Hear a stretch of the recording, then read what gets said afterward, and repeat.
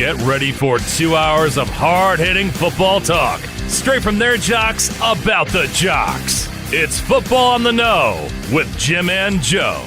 What they say, it's not the X's and the O's, it's the Jimmies and the Joes.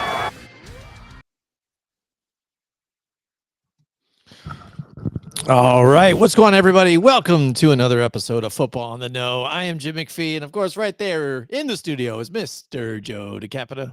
What's going on, Autos? Welcome back for another edition of Football on the Know show. Thank you for joining us. We have some interesting things to talk about, much like last week where we kind of went over the AFC conference. We gave you our odd man out off of each team. When it's all said and done, some of the guys that we expect, they may be surprises, or maybe they're like not so much surprises, but we picked one player from each team that we definitely think is going to be ending on the cut list by when it's all said and done at the end of August. Yeah, it was a lot of fun to do that. Check them out, Grumblings Media, and you can see it all there, on the Blindside Blitz, the other show that we do. So all those lists are there. It's a lot of fun. This week, we decided to take a look at some of the teams that finished towards the end or the bottom of the pack last year, and to see what changes they did, what additions they made, subtractions, draft picks too on top of it, to see that potentially if this year, I call it here last year's trash, this year's treasure. See if somebody can turn that trash into some treasure, at least this season, like we saw kind of like with what the Washington Commanders did last year, with things that they did in the offseason, but then mainly in the draft and drafting Daniels here. So that was one of the teams that would probably be equal to what we're talking about here from last year. So now this year, we're going to cover the same type of thing here. And let's get rocking and rolling, Joe, here. Let's get right into the first team we're going to talk about, and that's the New England Patriots. The Patriots finished 4-13 last year. Not very good. The offensive line was struggling here. Didn't have any good targets for Drake May as he gets the start. Didn't have a lot of time to throw, but then also, again, the wide receiver core, there was really none. You had to try and rely on your tight ends, and they were aging. Injuries on the defense too on top of it and stuff. So team was in shambles, but now they've got an all new head coach, new regime. They've made multiple additions to this team in free agency, including defensive tackle Milton Williams, Carlton Davis, Harold Landry, a big one here that they signed to a 3-year deal, $43.5 million. And Robert Spillane, your guy, you know him. I bet you would have liked to keep him over there in Vegas, but he moves on to the Patriots, and Morgan Moses too on top of it. So there's some additions that they made in free agency, Joe, that helped instantly jump them into preparing and getting this team turned around. But then also in the first round, they drafted offensive tackle Will Campbell. It's round 2, running back Travion Henderson, and wide receiver. They get a wide receiver there in Kyle Williams. And then also in the third round, they grabbed Jared Wilson here to a center, which they direly needed as well. So they attacked the offensive line and grabbed some more defensive pass rush weapons. And then also, again, now they've got somebody to protect for Drake May, which he didn't have any last season here. So, Joe, let's take a look at the Patriots here. And what do you think about them and their potential to go from last year's trash to this year's treasure? So, I mean, you just already brought up about all the free agent signings on the defense. They filled a lot of holes that way, especially on the defensive side, bringing in some big time names that they had. But really, what the most critical side of the football was offense. They needed to kind of rebuild, restructure the offensive side of the ball. And we knew that they going into the offseason, they didn't really have any answers at wide. Offensive line was really putrid. It was absolutely terrible. They needed to address that heavily, and they did in this offseason. They bring in veteran center Garrett Bradbury, formerly of the Vikings. You already mentioned Morgan Moses to kind of lock down the right tackle spot, formerly of the Jets.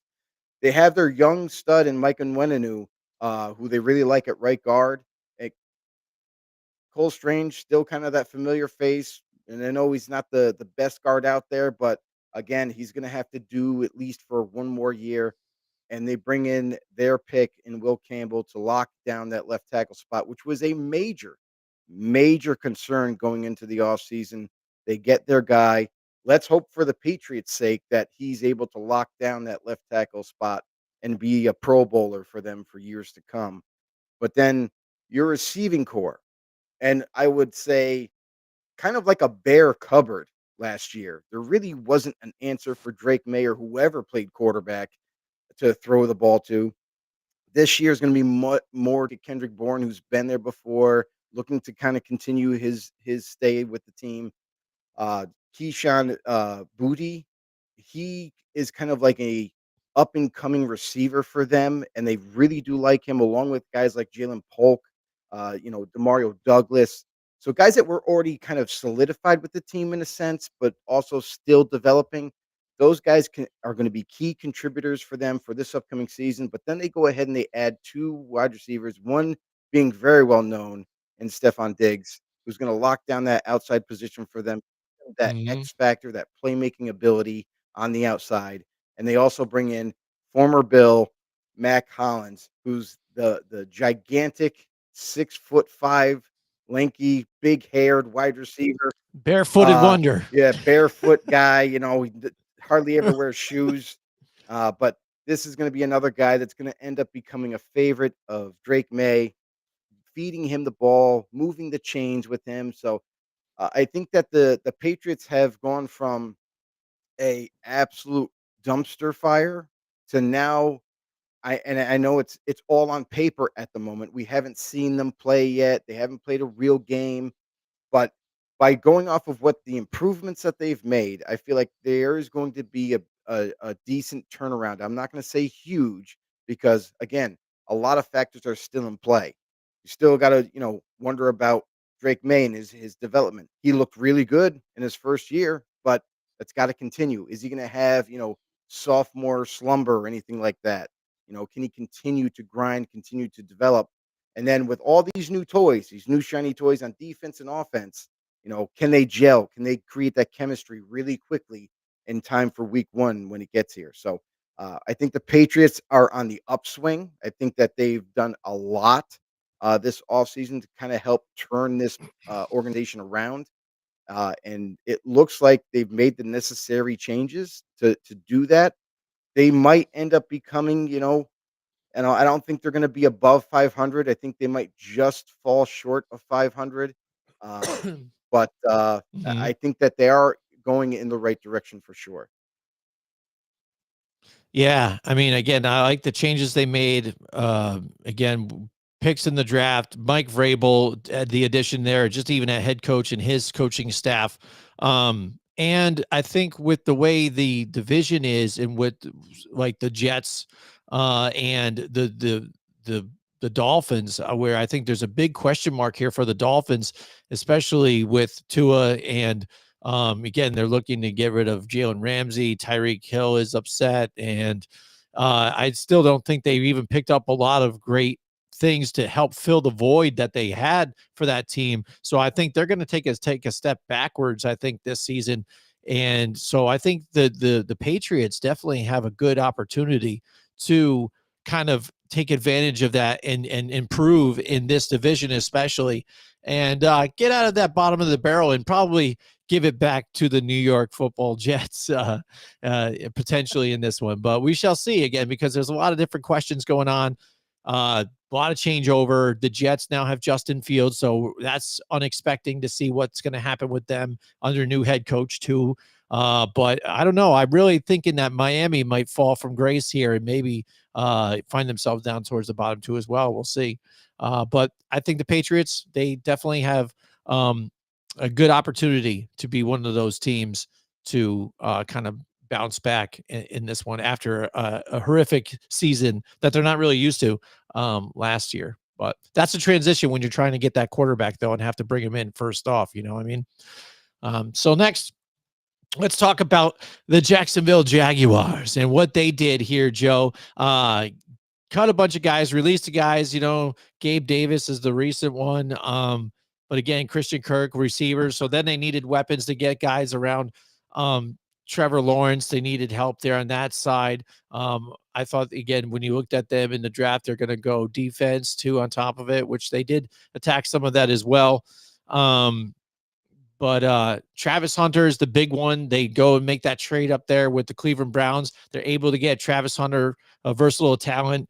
And they also signed free agents like Naomi Brown too on top of it too. Robert Hainsey was another one too.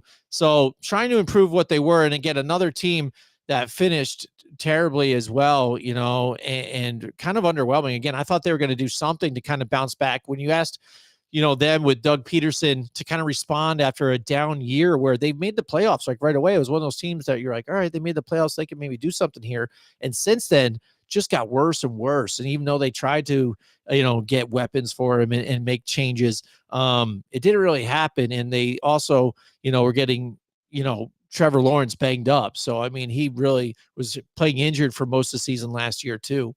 A couple of other big signings that they had, Eric Murray too at safety, Jordan Lewis, cornerback. But the Jacksonville Jaguars, what do you think about them, Joe, and what they've done here in this offseason, their potential to kind of bounce back I this think season? another big signing for them is Patrick McCarry, formerly of the Ravens, that they've really gone out there and tried to solidify as much as possible this offensive line because let's face it, Trevor Lawrence has not looked good since he signed that big contract for the Jaguars. He hasn't been living up to his name. He hasn't been living up to his draft pick. It's time to really find out what this guy is capable of. And in order to do that, they had to go out and get weapons. They made the move and they get Travis Hunter and lock him in to be what they're hoping to be a stellar receiver for them. To team him up with Brian Thomas Jr., that could be a nice duo for Trevor Lawrence to distribute the football to. And then, of course, he's still going to have his guy Travis Etienne. He's still going to have Tank Bigsby there.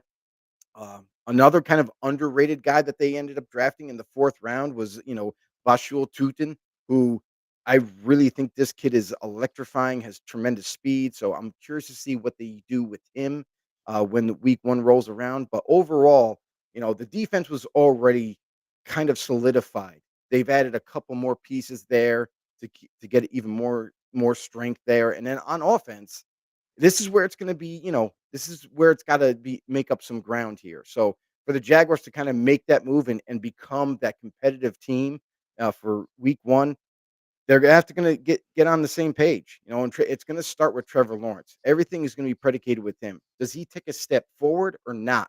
So, I mean, so far, we just haven't seen him, rise up and be the guy, be the leader that they were hoping for.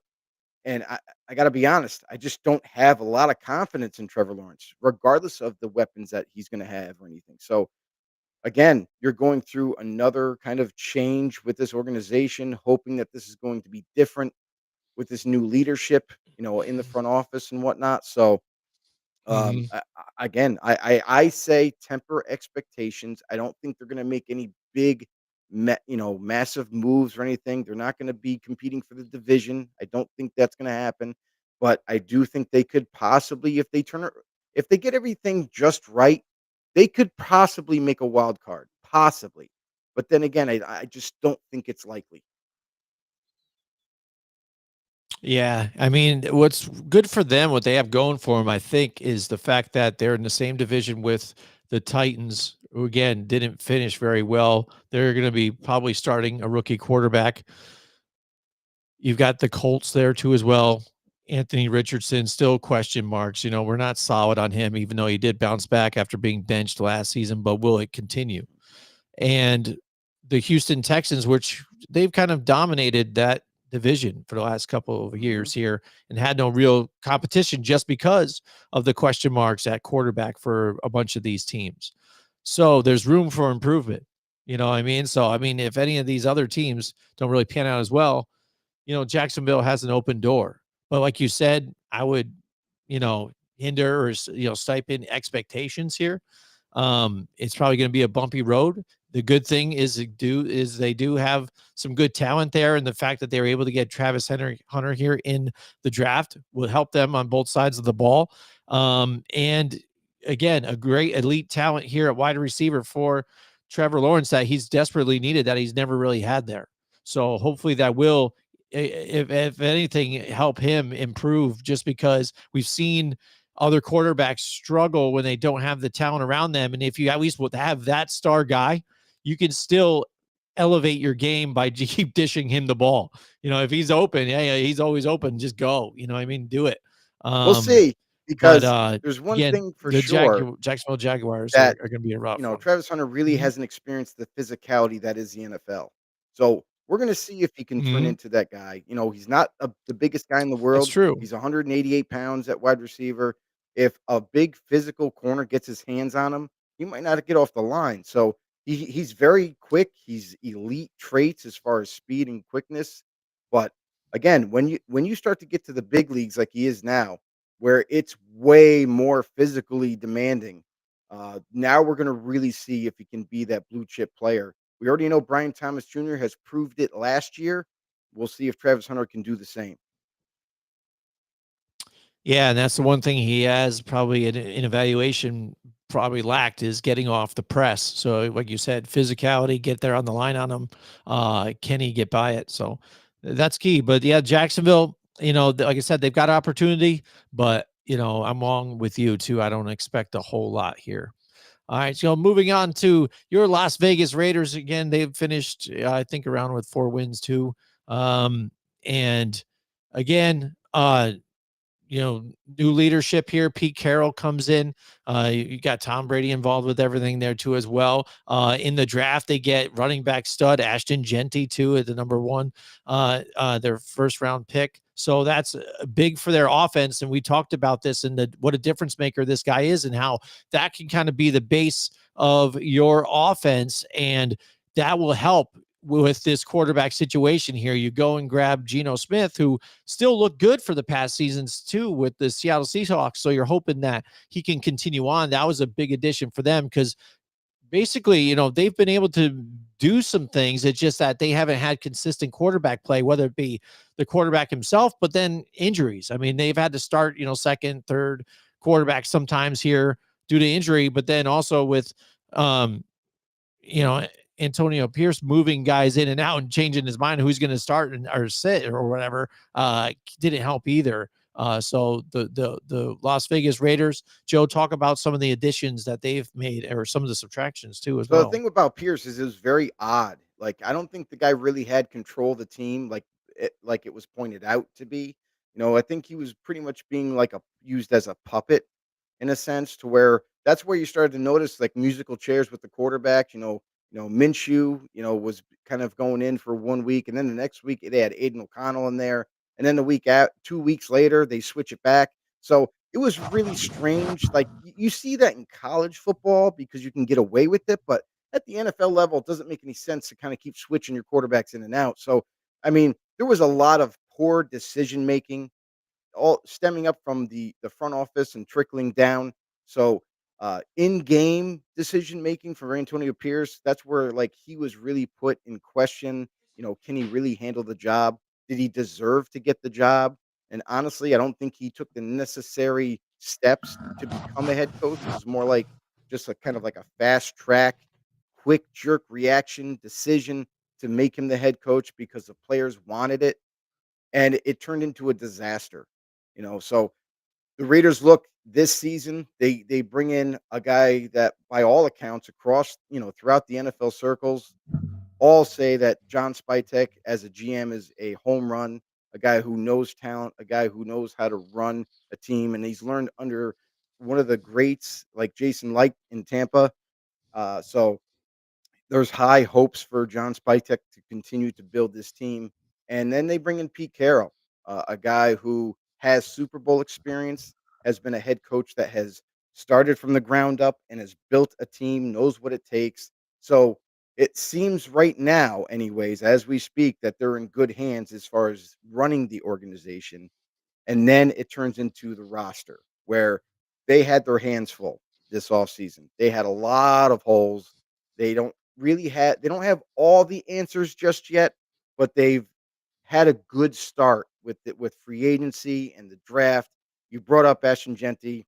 I mean, that's the talk of the town in Vegas. Now that they got Genty, Mhm. they got their running back. They're going to utilize him very heavily, whether it be running the ball or even receiving. Pete Carroll Hmm. loves to run the football, loves that kind of physical brand of football. So look for that to be utilized. Chip Kelly, from the Ohio State Buckeyes, the offensive guru, they call him, a guy who's very creative with his offense. Now you look at this offense with Geno Smith pulling off a trade that honestly, I thought it was a steal. You only give up a third round pick basically for a starting caliber quarterback. Um, that seems like a home run for the Raiders right now.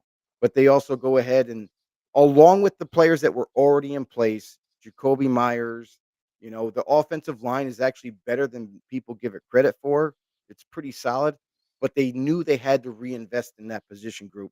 They went heavy in the draft, adding players that could eventually be starters, and maybe who knows, maybe during training camp, some of these guys push these veterans out of their jobs. Jack Besh is another big favorite of the Raiders, a guy that's a very big, strong, physical wide receiver. Looks like he's going to start right away, and rightfully so. And then they have some more sleeper type of candidates that they took a little bit later in the draft that they're hoping they can capitalize on that talent to be a major factors in this upcoming season. And then the defense. Problem with the defense last year is honestly injuries. I know that's kind of, Hmm. man. They basically only had Max Crosby out there, and even he was injured all season, but he still played. Like Hmm. he was trying to give it his all and trying to make up for the things that they've lost. Now they're getting back Christian Wilkins, pretty healthy. Crosby's coming back healthy, has had his surgeries. He's ready to go. And Malcolm Kuntz, who never even stepped foot on the field last year due to injury, he's returning as well. And they added a bunch of free agents to kind of fill in holes on the defensive side. A very familiar name, Devin White, formerly of the Tampa Bay Buccaneers. He finds his way there. Looks like at the moment anyway, he's penciled in as a starter. Landon Roberts, a guy who got plenty of playing time with the Steelers. He's also looking to kind of fill in where Robert Spillane left. And by all accounts, when you compare those two guys, it's almost a mirror image of how they Hmm. play. So maybe they found yet another gem in that position group. But then secondary is a huge, problem for them. Again, Jacorian Bennett, he's coming back off an injury to kind of fill in that void that they had last year. Jeremy Chin, Eric Stokes, and there's plenty of other players, but you can tell that there's been a lot of movement roster wise. There's been a lot of changes from top to bottom, coaching staff and otherwise, that it at least gives the Raiders fan base at least some optimism, at least some hope for this season. Not saying that they're going to turn it around in one off season and they're going to actually compete and go for the division. But at least with the quarterback now kind of solidified and the pieces that they were able to add, it makes a lot of sense to be optimistic for the Raiders, at least to be competitive this year and not kind of a team that other teams can walk all over. All right, we've got our first comment in the house tonight. We got Ty Disco with us. Ty says play action Myers. That's a typo there. 1,250 and What's up, Ty? Genti 1,085. Geno 3,500, 29 and 15. So he's calling the numbers here. So that's look at that. So we'll see if that ends up coming to fruition here. So we'll find out. But he's calling his shot on this one for the Raiders.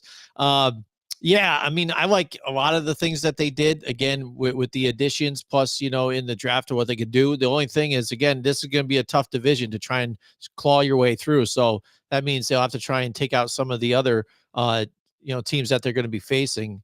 Week one right away, they've got the Patriots. So that's one of those teams that they could face and potentially scratch out a win depending on how the Patriots play.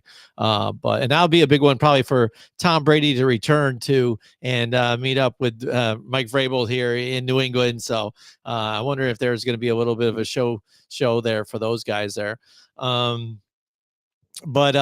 Yeah, I mean, I'm interested to see how it turns out. And again, with what happened with the last season, how you kind of had high hopes with what carried on from the season prior with the interim head coach. And now what you Didn't have now I didn't here, have high hopes. well, some people they're like, we're hoping something they can I didn't continue. have high hopes. Um, Not when you have Gardner Oh, Minshew as your yeah, yeah, starter. that's true too. No, That is true too. So, yeah, no, it's a total change around no here. game. So I'm excited to check it out for you. But again, like you said, I would limit expectations, see what you could do here. I think it's a start for them to turn it around. I just don't think, excuse me, they're going to be one of those trash to treasure teams this year. All right, so that brings on, You might be surprised, yeah, Jim.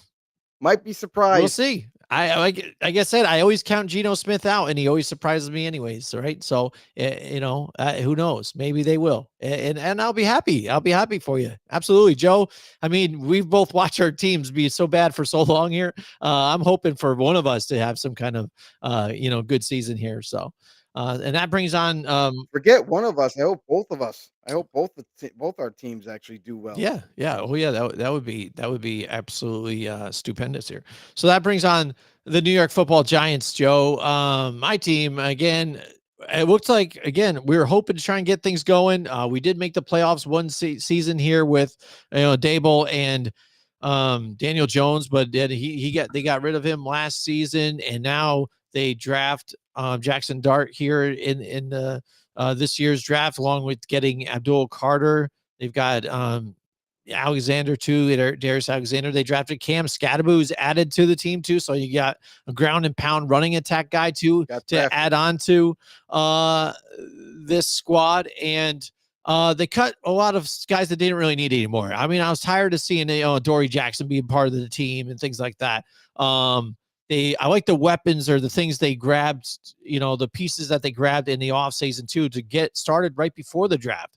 And Paulson Adebo, cornerback, from the Saints, signing him on here. I think it was great.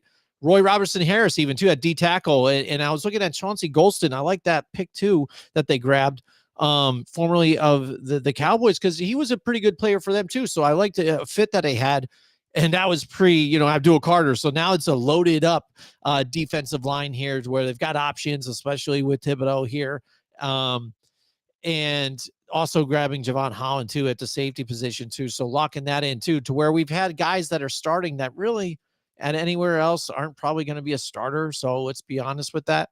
And then grabbing some more talent here too. I wish they were able to get a little more at wide receiver, but we'll make do too. And again, it's still an option out there that, they're meeting with Gabe Davis, and that potentially Gabe Davis could join the team. And I think that would be a good, two guy kind of be for them, because Darius Slayton, he's up and down. I mean, I can't count on him. Again, a guy who's drafted late too, you're not expecting a whole lot. So it was a nice story for what happened with him anyways. But, he's not expected to be, a number two anywhere. And you saw inconsistent play, and especially in the playoffs, to where, he was making some good plays, but then wide open ones, he dropped a wide open first down that would have kept the drive going. That was a game-winning drive that killed it for you. And that's the thing. And you shouldn't really expect that out of that guy because who he is and where you drafted him. I was, looking forward to seeing them kind of, release him, let him go into free agency, but they brought him back anyways. So I was like, oh boy. But Yeah, I mean, the Giants, the Joe. Giants did defensively, anyways, is they filled. They only had a few holes to fill, and they did a great job on doing that and actually building depth beyond that. So, I mean, for me, like you mentioned, Roy Robertson Harrison, uh, I think the draft pick in the third round, Darius Alexander is going to be an absolute stud for them. Mm-hmm. Mm-hmm. Absolute stud. This guy's going to end up starting or at least getting a heavy rotation on the football field. A D tackle that still needs to develop coming from, Toledo and whatnot. But man, his acceleration, his burst, his strength, the size that he has, it's uncanny. So I can't wait to see what he can do, especially alongside a guy like Sexy Dexy. It's going to be a sight to behold. Yeah, and you got all these pass rushers now: Abdul Mm-hmm. Carter, Brian Burns, and then that kicks Kayvon Thibodeau as a rotational piece now. A Yeah. guy who 2 years ago had double-digit sacks, and then did nothing last year due to injury and then just not being productive. Now he's your backup, where maybe that's the best thing for him.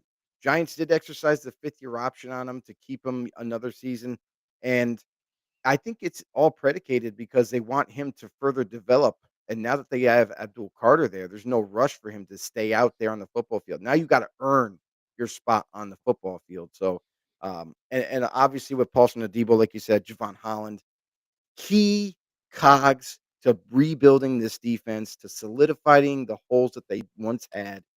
And now you're looking at a defense that's going to be a defense that I feel like nobody in the NFC East division is going to really look forward to going up against, because that defense got strong and was already being a little bit nuisance to opposing offenses. So Jim's right. When you look at the offense, the little lackluster in the receiving core, thought they were really going to kind of concentrate on that and fill out with, the arsenal with more weaponry. But by getting, they still have Malik Neighbors. Everybody knows that. It was surprising that Darius Slayton returned to the Giants. I thought that they would go a different direction via free agency with wide receivers, and some of the guys that are actually available currently are 10 times better than Slayton. So, if they were to add, maybe right before training camp, an Amari Cooper or even Gabe Davis, like Jim you mentioned just seconds ago, because Hmm. honestly, I definitely could see Gabe Davis signing in a next couple of days, because it just makes too much sense to do it. And then if you were to add on top of that one of these other veteran wide receivers to kind of solidify this receiving core, really would make it so much stronger. Look for that to maybe possibly happen as we get approach training camp. And a Giants team that is hoping that their offensive line can stay healthy, can live up to expectations, and even if somebody tends to slip a little bit, they do have some guys behind them as backups at the moment. Greg Van Roten has been good for the Giants at guard, but they drafted in the 5th round Marcus Mbao, who a lot of people expect him to eventually, in a way, become a starter for them. And then Aaron Stinney from Tampa Bay, a former starter at left guard who could really kind of slide into that role if need be. So I feel like overall, and you mentioned before the quarterbacks that were added. Everybody knows Russell Wilson and Winston is there. Cam Scadaboo. I Hmm. love how they filled out the running back room.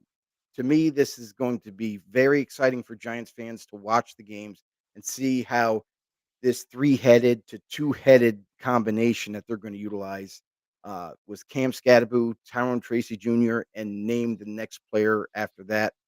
I don't know if Singletary will be there or not, but it's possible that he is, but he'll be on the back burner a little bit.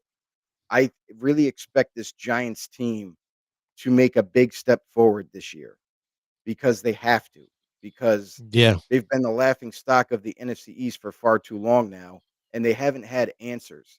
It seems like now this Giants team is finally getting molded and shaped into the vision of Brian Daboll. Finally, we might actually see a Brian Daboll led NFL football team in week 1, and I can't wait. Yeah, yeah, me neither, Joe. Precisely. I mean, they've been the laughing stock probably of the NFL too, because again, recently we talked about it last week when we had our Giants show with Lindsey Whites, and we brought up the fact that when they put the power rankings out for this upcoming season, just about every media spot had them near the end, if not the last team. So they've been like the laughing stock. They have second to worst, schedule this coming year. So they're going to face some real tough teams here. And so it's going to be adversity they're going to have to battle here. But again, changes do need to happen, because if it doesn't, that Brian Dable or Joe Shane are going to be probably out the door again. So, Which is and because unfortunate. ownership, yeah, I know, because again, like you said, now you've got really kind of 1 year to see what you got with the quarterbacks that you really wanted. And that's the other Um, thing too, is that they did draft mhm. Jackson Dart. They traded up to the Yeah, 1st round to draft Jackson Dart, the future of the quarterback. In the vision of Brian Daboll, that's what he wants his right. quarterback to look like. And Hmm. that's what he was really excited about when they actually took him. They took his guy, and now going forward, if you, let's just say, in the very end, if you decide to move on from Brian Daboll and Joe Shane, you're basically saying, I don't care if they drafted a quarterback. now we just want a new regime in place, and then you might have to kind of rethink everything all over again. Jackson Dart Mhm. might not fit into the vision of the next regime put in Right. place. So Right. Then you're you just redoing might it all be over losing again. ground more than gaining if they make that decision. I hope for Giants fans, I hope for the coaching staff that no matter what happens, they give Dayball and Joe Shane one more year, even if it doesn't look good this season. Mhm. Yeah, so I mean, I've got high hopes. I'm hoping I'm nowhere near what Lindsay was saying. Like she was thinking maybe 10 wins, but I don't see that at all, especially with a division this tight. This division is probably one of the better ones, and that's why it ends up being so tight with some of these teams. You know what I mean? If it's not for injuries, though, to change it around. But look at what Washington had did. Look at the Eagles now winning another Super Bowl in just a few years, and they didn't get any worse. They got better. So it's going to be tough here. But I'm looking for a team that can at least kind of compete with some of these guys too, to where some of the divisional teams that they've played, just get blown out. They get blown out, not even around. So I think it's one of those teams that can kind of turn around. As far as you're thinking trash treasure, I don't think they're going to be at the bottom. I'm thinking they're going to be a little hidden treasure, though. I think that's going to be a little bit of a bright spot and a little better, at least for Giants fans, of what it's been the last couple seasons. Yes, because now you have a legitimate veteran quarterback in place Right. that can make Hmm. those throws, that can make the That's a plays, big difference. and the fact that the Giants have surrounded Russell Wilson with the guy like Malik Neighbors, with guys like Wendell Robinson, who I really do like, but I'd like to see them add another veteran there on top of what they already have. But you also have a nice backfield, a offensive line. So it looks like the Giants are on the way up.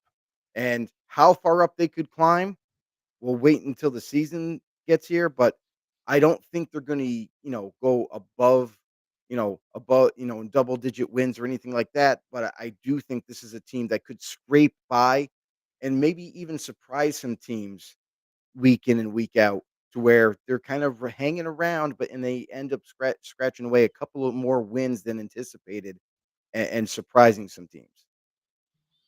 Yeah, that's right, Joe. Yeah, we'll see. Moving on, but now we've got two more teams here to cover. Then we're going to get on to some of the schedule that's being released, as we speak. But the Cleveland Browns, again, they were finishing towards the bottom of the barrel too, as well. Um, Picking second overall, but then traded out. And I think for them, bringing back, Miles Garrett was big for them in that defensive side here too. But again, he was like, oh, I want to go somewhere else. I want to win, blah, blah, blah. But then all of a sudden they ponied up the money. And then there it is. He's still there, but they're still paying Deshaun Watson to be injured. They have a loaded quarterback room. And again, no more Nick Chubb there. So, I mean, there's a lot of questions here, I think, under Kevin Stefanski and this regime, and what Cleveland's going to do, because they've had a really good defense, and they've had offensive weapons there. They just couldn't get it going here, and the lack of good quarterback play. And for a guy that should be even on the hot seat too, as well, which I think this season he definitely is. I think his seat is even hotter than Brian Daboll's seat, and it's Kevin Stefanski, because he's given this team a while ago has had good quarterbacks, good weapons, and hasn't done anything with it. He had Baker Mayfield. Baker Mayfield's over there with the Tampa Bay Buccaneers and looking like an all-star. So I think that's one of the teams here with these guys to see whether Kevin Stefanski would keep his job after this one. But what do you think about the Cleveland Browns and what they're I able to do? guarantee you this, though, Kevin Stefanski is probably one of the best quarterback coaches in the NFL. He's definitely well respected, can work with any quarterback and make them step their game up. That's why they ended up go ahead and they took Dylan Gabriel in the 3rd round, and they double dipped there in that position and taking Shador Sanders, who slid to the 5th round. So with that kind of mindset and the investment that they've made at that quarterback position, those young, bright quarterbacks are gonna be under the tutelage of Kevin Stefanski, and it seems like he's gonna be there longer than maybe even Cleveland fans think. He's gonna be building this program with these young quarterbacks, and he's gonna have a little bit more grace period. The hot seat, I don't think, is gonna be that hot this year because of the quarterback investment and the fact that he needs time to work with these guys. So, you look at this team overall, and this team only 2 to 3 years ago was a playoff caliber Hmm. team. And when you look at the roster now, yeah, some things have changed, but pretty much the core of the team is still there. Obviously Baker Mayfield's no longer there, and there's some guys that also left. But when you look at the team now, I think as long as they solidified the quarterback play, which now you have a vet in Joe Flacco, who's right now penciled in as the starter, wouldn't surprise me if one of these younger prospects outplay and earn that starting position as we get closer to training camp, as we go through uh as we go through the month of August.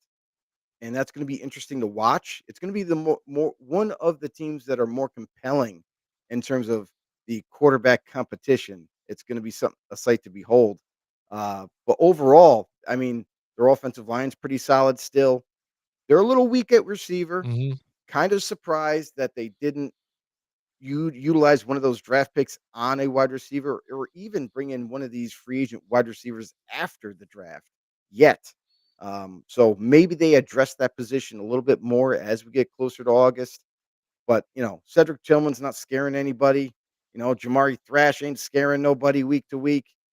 David Bell, who's kind of been there already, hasn't really done much, and so on and so forth. The only real answer is Jerry Judy. So they have to address that position for sure before we get to week 1 here. But overall, I think that their offense is going to be better than last year. Deshaun Watson, what's going to happen with him? I think honestly, he's going to go on the IR for the year. They're going to just stash him away for this year. They're going to wait till next year where they can move on from him financially, and maybe a team will bring him in as a backup or something. But I think his time in Cleveland is fair to say it's definitely over with. Defensively, they did a good job in the draft. They drafted Carson Schwetzinger from UCLA, who a lot of people really liked. Guy who's kind of instinctive, sideline to sideline type of linebacker. And wouldn't you know it, when they draft him, they must have known something ahead of time, because Jeremiah Owusu Koromoa is done for the season. So they basically drafted his replacement. And when he does come back, I don't know if there's a team for him to come back to, because they're not gonna pay him the money to keep him as a backup. So it's gonna be interesting to see how they handle that situation when it arises. But other than that, they've also added other position groups. Hmm. Mason Graham, Hmm. one of the biggest names in the draft. Hmm. They bring him in the first round to lock in that D tackle spot. So all in all, I think when you look at this roster from top to bottom, pretty solid, pretty well put together still. They sprinkle in some talent through the free agency and the draft. But I think this is one of those teams where, if I was to say Deshaun Watson was a starter still, I think that they're still going to suck. But the fact that they have veteran leadership with Joe Flacco, and if they're lucky enough, one of these younger quarterbacks step up and take the reins and win the job outright, that would be the you know, ultimate culmination of the draft for them. So uh, we'll see what happens in training camp, but I think that this Browns team is going to be one of those teams that surprises a lot of people, despite being in a very competitive division and a tough conference to play in. Yeah, it's definitely a competitive division. It's going to be tough. And again, question marks there with the Pittsburgh Steelers, too, is what's going on with them, too, on top of it all. But it is a rough mountain to climb, too, when you do have like the Cincinnati Bengals and, the Baltimore Ravens there, too, as well. So we'll see. We'll see. They might be one of those teams. That's why we're thrown on here, too. They finished towards the bottom of the barrel and made some additions. And we'll see if they're going to be one of those hidden treasures this coming season. All right, and finally now, the team that had the number 1 overall pick, the Tennessee Titans here, they go and get quarterback Cam Ward to hopefully again bring them back around, out of the depths to where Will Levis kind of put them back too as well. They invested in him, and he just shot himself in the foot multiple times last year, multiple pick sixes that ended games. I mean, if it wasn't even for some of those games like that, just turning around, maybe things would be a little bit different for them. But had a couple of guys, Landry again moves on, but they did add some more talent to this team too. But they've got a little bit of a road to climb. And again, like I told you before when I was bringing up the Jacksonville Jaguars too, they do have some leeway though with the way that division is, because I think it's there's a bit of question marks Mhm. between those teams underneath the Houston Texans. So there's room for improvement. And so I think it all depends on what happens with the quarterback room. I really like their defense, honestly. Like, Mhm. they bring in a couple of good, solid players. Cody Barton at linebacker, um, Draymond Jones from formerly the Broncos and the Seahawks. I think they filled holes with guys that can step in and play at a high level right away, along with some nice picks in the draft later on that that could easily push for a starting job or at least be the future of those positions. Offensively, this is where for Tennessee, this is going to be critical. Is if the offense can kind of gain ground and score points, Mhm. because that was the biggest flaw of them last year. Their defense was okay, it was pretty solid, kind of like average to above average. But again, they didn't have the players they do now. Now that they have a pretty solid defense, the offense has got to kind of pick it up in terms of production, pick it up in terms of scoring points, and they've done a lot of work on that side of the ball. They bring in left tackle Dan Moore from the Mhm. Pittsburgh Steelers to hopefully lock that left tackle position in. They bring in guys like Kevin Zeitler, who is at the end of his career, let's face it, but it's better than what they had there prior, which is kind of laughable to say. Um, Cam Ward is going to be the golden child right now. They're going to hope that he can kind of lock in that starting quarterback spot, be the answer, and prove to the Titans the reason why they took him one overall wasn't a fluke, that he is going to be able to lead this team and score points and help them out that way. The receiving core wasn't really that exciting to watch last year. Mhm. Calvin Ridley kind of disappeared off to the face of the earth for most of the season, and hopefully he can rejuvenize his career this season with the Tennessee Titans, get a little bit more involved along with some of these other additions. Tyler Lockett, a very familiar name to a lot of people in Seattle. He comes over to Tennessee to kind of help this team along. Van Jefferson, another kind of older vet at wide receiver. So you're noticing that they bring in a lot of free agents to kind of fill these major holes that are just kind of like stopgap players. They're only here for this year. They're going to move on from them next year, but they also have guys that are up and coming via draft. Shamir DK from Florida, who they drafted in the fourth round. This kid, I definitely think could end up earning a starting job when it's all said and done. I think he's going to be electrifying for them. I can't wait to see him on the football field. Alec Aominer from Stanford, a big physical wide receiver, kind of in the same eyesight as Treylon Burks when they drafted him, a guy who's big, physical, has speed. But we'll see if they end up getting the better version of Treylon Burks with Alec. Um, but overall, I think this is a very young team or unproven at least on offense. So I'm hoping that in when it's all said and done, that Cameron Ward can handle the spotlight. Cameron Ward can handle the playbook and handle the pressure that comes along with playing quarterback at the next level. If he's able to do that and they can put some points on the board, if they can get like 21 points on average per week, which is asking a lot of a rookie, but if they can do that, the defense can take care of the rest and keep these games low scoring and probably scrape out some extra wins here. Tennessee Titans, I don't kind of anticipate them turning it around all that much this year because of so much movement on the roster and the fact that they have a rookie quarterback coming in. Usually it doesn't spell instant success, especially if you're going to start him right away. So I don't expect this team, unfortunately, to kind of turn it around and become one of those treasured teams this season, but I think they're headed in the right direction at least. Yeah, I mean, again, they've got some building to do. Brian Callahan there, so second year with them, and then yeah, Cam Ward. It all depends on what happens with them. And again, like you said, the defense, they really worked on that. Hopefully they can continue with that. That only helps, the offense on top of it too, and a young quarterback. So that's been the question for them all along. So yeah, there you go. There's the teams that finished towards the bottom of the barrel last year. Hopefully they can turn it around. When we looked at it and said, hey, maybe they could be that treasure. We'll look forward to this season to see if that comes true with some of them. And it should be pretty exciting. Mhm. Joe, tell everybody here how they can catch more episodes just like this of Football on the No Show. Real simple. Just head over to YouTube for us, hit that subscribe button, hit the thumbs up while you're there, share it to all your family and friends. Um, we are a growing channel. We want you guys to be part of all the know-it-alls out there, and continue to help support our channel. It'd be much appreciated. Listen, we are live. We want you guys to be involved in this show. Make sure you drop down in the comments any questions, any opinions about what we may talk about, or if there's something else that you want to talk about, free to do so. Drop it down in the comment section below. All right. So that's going to bring up our next segment right now. Actively, again, the schedule is getting released everywhere. It's all over the internet, ahead of time. We've already heard some of them's released a little bit yesterday and stuff like that. So let's get into some of the games.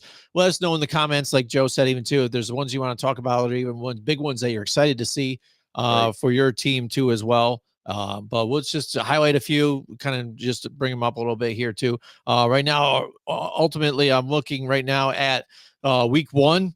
And I think week 1 is going to be real exciting here, especially for Sunday Night Football. I think Sunday Night Football in the Buffalo Bills and the Baltimore Ravens, I think that's a great one here. I mean, because 2 playoff Yes. contenders right here, expected to be, in the probably AFC Championship game or near there, battling out week 1 already. So one of these teams is already going to come out of the gate with a loss. Joe, what do you think about this matchup? I think I mean, on paper, it sounds like an excellent matchup, right? Like, I think it's one of those, premier matchups that you, as a football fan, you love to watch and see who can better the other team. Like, Lamar Jackson, Josh Allen, pretty exciting stuff when you think about it. This could end up being one of the kind of like a foreshadowing, if you will, of possible playoff game that might be in the future. We know that the Bills have made it in the playoffs. The Baltimore Ravens have as well. Maybe this could be yet another matchup at the end of the year. So very intriguing to see how both teams come out against each other, especially being week 1. It's kind of like um, the first day of school. You're not really Mhm. sure what to expect because there might be some new students in the school. There might be, some new teachers or something like that. So it's definitely exciting to kick off the week with that matchup right there. Yeah, definitely, Joe. And again, they've already announced that the Chargers are going to play on the 5th in Sao Paulo, Brazil. And now we found out that it is rival the Kansas City Chiefs. So that should be an exciting one there, too, for Hmm. Brazilians out there. One of the international, one of 6, I think, this season here of international games. And they've added 3 new markets, or at least cities, where they've got Berlin now is added, another one in Germany. Before, I think it was Hamburg they would play, and now they've got Berlin. They've added Madrid now, Spain. So we're going to see one there. Uh, and what was the other one? I can't remember. Oh, yeah, that's right. Dublin, Ireland. That one's Dublin. going to be exciting, I think, too. I want to see how the Irish get down, because we've seen that's the thing with these European games. It seems like these fans get all into it. Like, it's a whole different vibe. Like, when we go to, games out here, you got your rivals, and people are even yelling at each other and angry, and fights, Mhm. and people, and you can see the crowd get into singing the songs on the, as the stadium music, and drinking and blah, blah, blah. In Germany, you see everybody with the tall boys and everything. It's crazy. Yeah. So I can imagine what Dublin's going to be like, Joe. I mean, that's how. So it's a different crowd out there because of soccer. That's how they handle their soccer games. So it's going to be no different when they bring in another sport like that. And it's just a different way of how they do things out there. And it's awesome, really. Like, when you have even the rivalries out there are pretty violent.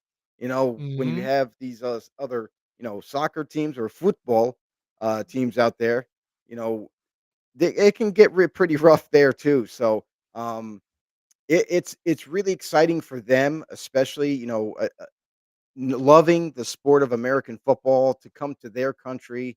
It's an honor for them, and obviously they love every minute of it. That's why it's always packed. I mean, there's even watch parties in every single bar at every corner you can imagine. So they really get into it, and rightfully so, because it only happens like once a year, maybe for that particular country, where they get a real NFL game being played in front of their eyes. So, uh, pretty awesome experience, I can imagine. And it would be kind of like the same thing as if, one of these other countries that, end up bringing like rugby over here, and they have some of their big time matchups happen in the States. That would be freaking awesome to watch.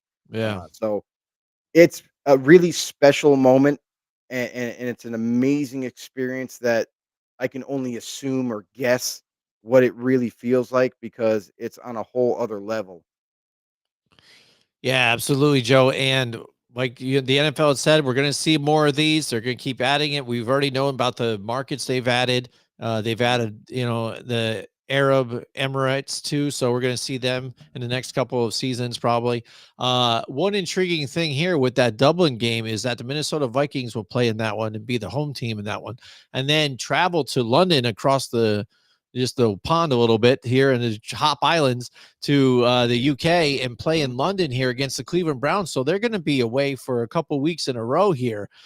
So I'm interested to see what kind of toll that may, hold on this That's gonna be team rough. for being out there, especially. Again, if it's JJ McCarthy, that's the starter there, and his rookie season starting, Mhm. how that affects everybody here and them with the travel and, Yeah, and, and things. Vikings will end up being the first team ever in NFL history so far to go back-to-back international games. It's gonna be a rough road trip, I'll say that much. They're gonna be away from their families, away from our country for at least 3 weeks, almost damn near a month. So, I'm pretty sure they're not that excited about it, at least the players and coaches are, for being away from home that long. I don't know how that's gonna impact future games that happen internationally, but I think this is kind of like a trial run, unfortunately for the Vikings. Tag, you're it. We'll see how they feel, as they're overseas, and when they return, what they really, feel like. Yeah, absolutely, Joe. I know one thing that's always kind of been a staple is the Mexico game, and this year at Week 11, they've got the Washington Commanders and the Miami Dolphins, and I've noticed too that, mainly it's been even the Vegas Raiders that would be there in playing that Mexico game, but now with this Mhm. open market they've done and now allowing other teams to put their mark or their stamp down there, we've seen more Miami Dolphins play down there. And this is another one where the Dolphins are being the home team against the Commanders. And that one could be an interesting one too, to where you see, uh, you know, Daniels here on display here with the Commanders and the Dolphins in Week 11. Who knows where these teams might lie when it comes down to getting in the hunt for the playoffs. So yeah, I mean, and besides that, with the international games though, some of the other ones, I mean, the Falcons and the Colts, in Berlin, I'm not intrigued in any of those ones. Jacksonville No, games, I don't care either. So a lot of them I don't don't think really any of them are matter. really that exciting, to be honest. Right, right. It's like maybe just that first one headlines it because I'm interested to see how the Chiefs play against the Chargers again here under year 2 under Jim Harbaugh in that offense. And again, they go running back in the draft again, so heavy on the running back. But they do have some more weapons for him too in the passing game. So I'm interested to see what the Chargers look like this year moving forward and who can Yeah. compete with the Chiefs this season in that division. I think any Um, team that's physical is gonna end mhm. up giving the Chiefs, a hard time, like the Chargers. Chargers are now play that physical brand of football, and usually the Chiefs don't really like that. They like that finesse style. They like, the quick hits, the finesse type of throws over the top. So usually Right, offensively, they don't like playing physical defenses. So right. it's going to be a challenge, and the fact that they're an interdivision rival. So there's always that kind of little cherry on top. Another matchup that I'm very excited to see is in week 2. We're going to get to see a Super Bowl rematch with the Eagles and the Chiefs in Kansas City. Um, that's going to be a game that I'm circling to watch for because it's going to be one of those things where could be, you know, is it going to be a, where for the Chiefs to get redemption in this one? I know it's regular season, but you always want to beat that one team that beat you in the Super Bowl. So Well, that to especially how me, they got embarrassed. They got that embarrassed in that that to game. me is going to be a game to watch early on in this season. Right, I agree. I mean, again, I think that's a game that, Travis Kelce will want to perform in because, again, on how lousy he played in the Super Bowl, I feel like he's marked this one now on his calendar and said, "Hey, I need redemption against this team. I didn't look very good. I need to look a lot better against them." And like I said, they got blown out in that game. The Yeah, added on points that they did before, like the Eagles just let their foot off the gas, like, "All right, go ahead, score. We got this in the bag. We don't care." yeah. Uh, Travis Kelce's never going so to be the same. mhm, I don't think he's going to be a major impact this season. Once again, the writing's on the wall for him. It's over. Noah Gray's going to be the future for them. We'll mhm, look for him to kind of take more of a step forward for the Chiefs because he's just so much more dynamic than Travis Kelce is at this point. mhm. Uh, Same week, another matchup that I'm excited to see is you know Buccaneers and Texans. Buccaneers and Texans, not kind of like not a division rival whatsoever, Right, but I think this is going to be an intriguing matchup with Baker Mayfield, with CJ Stroud. Both teams kind of like the teams that we kind of expect to be playoff bound with all the additions that both of them have made. So I think that's going to be another intriguing right. prime time type of game to kind of tune into. Yeah, I like that one too. Again, I'm intrigued as well to see what that's going to do and how that's going to pan out again too. Because with those two teams, it could be anybody's ball game. You're not Right. sure. I mean, they're so evenly matched. I feel like that. It could be anybody on this one. So I think that's going to be a knockout, drag out game. Yeah. All right, what else do we got here on the docket? I know we've got Sunday Uh, night football games coming too. Week 3 for Hmm. me, Lions at Baltimore Ravens. That's gonna be fun. That's gonna Yeah. be outdoors. The Lions typically play indoors, so I'm gonna wonder how they're gonna handle, being out in possibly the elements. Maybe it's raining, so, uh, They it's didn't gonna be handle interesting to things well see. in the playoffs last season. I know that much. Jared Goff played like ass in the playoffs. So hopefully, again, they can kind of turn around here. And I think a lot of the Detroit Lions here, I think they're going to be under the microscope a little bit too to see what happens when you lose your defensive coordinator, you lose your offensive coordinator too. On top of this, see how they respond and see if they're still a big playoff contender. They got a lot of weapons. They still got great talent here too. So I mean, don't put that That's what's past gonna them. save them right there. So, so yeah, I think I could see that one being a big matchup here. Taking a look at Sunday night football games, they've got some good ones, and I think that's the one thing with Sunday nights. They don't really let you down ever. You know, what I mean, I don't think like Nah, I Thursdays you'll think they've let always us see. down. Thursdays they normally have stinkers like nonstop. It's like they hate Amazon or something for some reason, but there's some good matchups here. Especially you got KC and Detroit in week 8. You've got um, the Lions and the Eagles week 11. Things like that. You've got Houston and Kansas City in week 14. So I think Houston kind of wants some redemption too for that playoff game for where a lot of people thought that the referees were in the Chiefs, pocket, you know what I'm saying? So it was just Mm, with they how were. many with how many penalties were thrown in that one. So they want some redemption on that one. So I think there's some good matchups here. And I think the intriguing thing about this and some stats that have been put out there, and I think Ari Myrov on Twitter had put it out there. He listed the amount of primetime games by team, and number one is the Kansas City Chiefs. They have 7 primetime games. Number 2 is the Dallas Cowboys. Now, what do you feel about that? Do you think again it's just that's America's team? Everybody still feels like, or that's Jerry Jones saying, these guys got to be on primetime, It's not America's team. We need to drop that title. Stop right? calling them America's team because that ship has sailed. It's They're no sailed, longer right? America's team. It's Jerry's world. We're just living in it. This Mhm. is the thing. Jerry Jones holds a lot of power still at the NFL table, and he always seems to pull some strings to get his team put in a lot of primetime games. a lot of like spotlight, contests. So it doesn't surprise me that the Cowboys there. I don't think it's the right decision.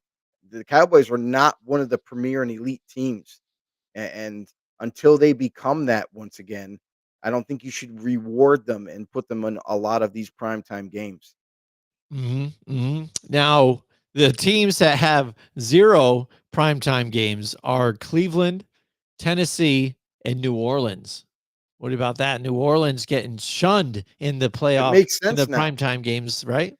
It makes sense now. They listen with the news coming out that Carr's not returning, really doesn't give the Saints a whole lot of hope and a big shot for them to kind of continue their winning ways and maybe being competitive, maybe kind of, you know, edging out and winning the division. That it's not, it's not a foregone conclusion anymore that they have that, capability now. Now you got a couple of unproven quarterbacks that are going to vie for the starting job. Where does that lead your team? It starts with the quarterback, and unless you have a viable source there, you're not going to really have a competitive offense. So, really, maybe the NFL kind of looked at that before they, kind of stamped made the stamp of approval on the schedule and saying, you know what, we're just not going to have this team in any primetime games because more likely the outcome is that they get blown out. More likely is that they're just going to suck. They're not going to have a good record. So that's why you kind of see those three teams, Tennessee Titans. Again, we just talked about them on how Mhm, there it's a big question mark for the Titans this year. Do they mhm, have a decent squad? Yes. But they have a rookie quarterback leading the charge on offense that really doesn't spell too much success right away. I mean, throughout the history, unless you get Jaden Daniels, that like with Washington, that stuff mhm, doesn't happen. That's fairy tale stuff, you know. mhm. So it's a rarity. So I mean, I think they looked at those three teams and said, you know what, more likely than not, out of these three teams, they're not going to give any kind of competitiveness week in and week out. And most likely, when it is time for them to play in prime time, if we scheduled it that way, then it's going to be a dud. Nobody likes boring games. And Nobody nobody likes does. one-sided games, especially in Mhm. prime time. Yeah, yeah, exactly. All right, so let's move on to Thanksgiving Day. Thanksgiving Day schedule, like always, we're going to see the Lions. We're going to see the Cowboys there. They've added another team, another game later on a few years back.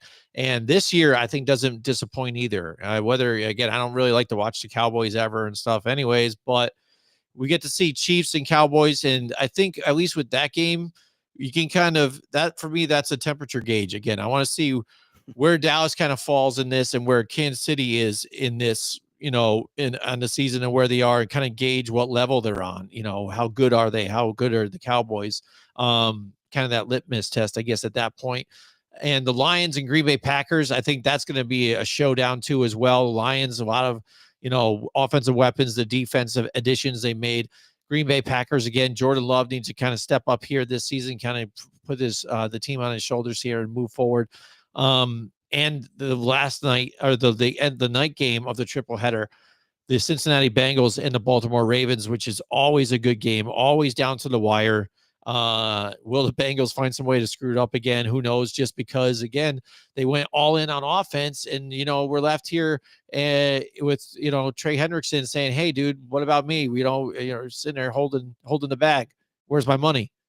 So there's something they still haven't figured out, and he's still disgruntled about. Yeah, yeah. But either way, those are all good matchups. Yeah, and there's a ton more too, because I was just scrolling through the rest of the schedule. I didn't Mhm. even get to week 8 yet, and there's already a bunch of, like, good games, like Lions Buccaneers. It's gonna be an intriguing matchup to watch, so, uh, I think up and down, we'll have to wait and see week to week how everything is going to line up because, obviously, you can't predict right now Right. how each team's going to play, what the record's going to be as we get into the middle of the season. If they did it right and somehow, I don't know if they utilized AI, to kind of like suggest what teams are going to be good, what's going to be the better matchups. If they somehow nailed the schedule this year, whereas as the season progresses, every game is at least competitive, that'll be a home run for the NFL. Yeah, and they had gotten close. I think last year was pretty close to that, to where there was a lot of playoff implications, at least with some of the games towards the end. So I thought that was very intriguing when Yeah, we but got that's down to it always last like time. that So, at towards the end. I'm talking all the way through. Like, hmm you're not gonna have hopefully, you're not gonna have, like, one team that's playing at an ultimate high level and then another team that is just dog doo doo, and they just can't do anything against them. Like, those games are just boring, and they're just not even you can't even watch them. right, right. One thing I find intriguing too, as we wrap up here, is the Christmas games too. The fact that they've added more, and now the fact that teams weren't ever playing on Christmas. You know, it was an NBA thing always. And now all of a sudden, we've got a Three couple, three of them now. Yeah, exactly. 3 So now you're teams. expecting all these players to play on Christmas Day, and so, which I get that. I mean, other players in other sports have had to do that, but now they're adding this on.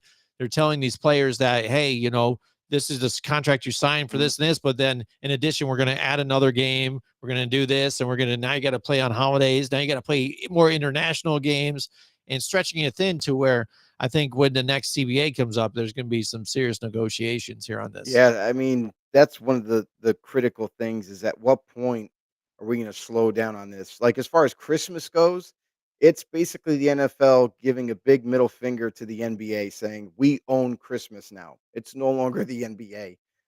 And it's not going to stop there. International games seem to keep growing in terms of a list of other countries that we go to every year. It started off with maybe one or two, and now we're then it was 3 or 4, and now we're up to, like, 4, 6 or 7, different games Hmm. internationally, worldwide.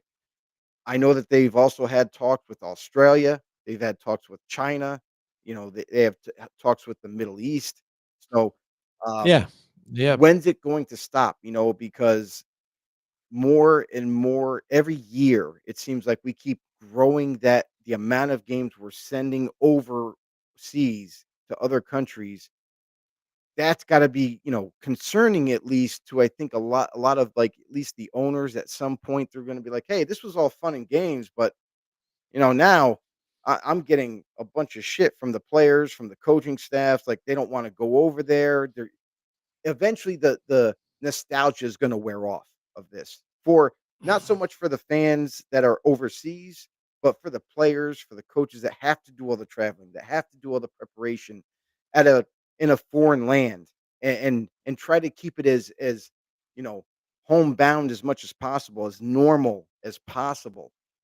It becomes a taller task the longer and the more games that you kinda mount up over there. So I don't know what the end result is, because we even kind of talked about it in our other show last night about, well, when does it stop? Because is this gonna bleed into maybe a playoff game or 2? A championship game is now in the UK instead of being in the States, Hmm. and Hmm. if it is overseas, whatever country they select, then what is it going to be? Is it gonna be an exclusive thing like they've done before where it's gonna Hmm. be, "Oh, it's only on Amazon Prime." If you don't have Amazon Prime, you're Hmm. screwed. You're not gonna see the championship game. Like, so I just Right. hope that it's not gonna get to that level, but, it Right. seems like we keep expanding this, and it's like, well, why? Like, we don't need to. Why do we keep doing Hmm. this? Right, right. And I think already that professional football has already kind of made its mark. The NFL talks about, hey, we want to be a global sport. There's seriously other leagues out there that play football, you know what I mean? American football in, other Yeah, countries. And then they have their own leagues. It's not like all of a sudden, hey, we've never seen this before. Hey, you ever see this? Let's go to this football game. American football. I've never heard of that. People know what it is. There's other leagues there. It's active. So it's like, and they know the NFL teams by now. I'm like, they seriously have internet over there. I mean, it's not like everybody's in the third world over there. You right. know what I'm saying? So what are we doing here exactly? Except for kind of again stretching everything, Mhm. money and stuff like that. That's what it basically comes down to. But like I said, and like you just said too as well, I hope it doesn't come at the Yeah. expenditure of your fans that you already Mhm. have here. Because again, you're already stretching it with streaming services. Then now what's going to happen, because again, these games, they're a whole different time zone. So you're watching them, getting up early Yeah. in the morning to watch them and things like that. But if it's a playoff game or something like that too, now all of a sudden you're like, all right, Mhm. playoff implications, 9 teams in it in the playoffs, but now it's happening, this morning, or what it might be, or Mhm. this and that. I'm like, holy crap! Now I got to try to make that. I got work to do. I got other Yeah, stuff. So, exactly. and again, we're the diehard fans that have been here Right. forever. So, Appreciate everybody for tuning in for our episode here. We went through a few teams that had 4 wins or lower. Basically, kind of given our synopsis on each team. Do we think they're going to turn it around this year? Whether it be high end, where they're going to just completely turn around and become a competitor, or are they going to just kind of maybe mildly, or just still stay the same and just be garbage? So, um, thanks for tuning in. Talked a little bit about the schedule too. It's going to be exciting because I feel like just by browsing over the schedule, it looks like a lot of good matchups, especially early on too, and then going into the midway. Can't wait for the season to start. I know we got a few more months to wait it out, but stick here with us. We're going to get you through this grind, getting you through the training camp process, the cut downs, all that good stuff. But make sure you tune in every single week. We're going to be back for your NFL talk again next week. Want you guys to be a part of it. For those of you that have still stuck with us up to this point, please, if you haven't done so already, head over to YouTube, hit that subscribe button for us, hit the thumbs up as well, share it to anybody that you know that loves NFL football talk, and we'll see you in the next one. all right, sounds good. Thank you so much, everybody. Like Joe said, we'll see you in the next one. Can't wait to talk some more football.